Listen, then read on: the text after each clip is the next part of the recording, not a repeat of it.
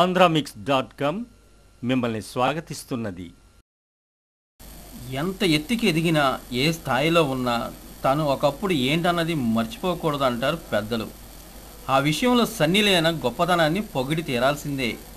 జిస్మీ 2తో బాలీవుడ్లోకి grand entry ఇచ్చిన సన్నీ, అయితే ఆమె గతం మాత్రం ఒక చీకటి సామ్రాజ్యం, అదో నిశ్శబ్ద యుద్ధం.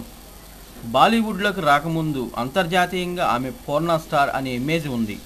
ఆ ఇమేజ్తో ఇండియాలో అడుగుపెట్టినప్పుడు అందరూ ఆమెను అదో టైప్లో చూశారు. పూర్ణ స్టార్ అని అవహేళన చేశారు. అయితే సన్నీ మాత్రం అవేమీ పెద్దగా పట్టించుకోలేదు.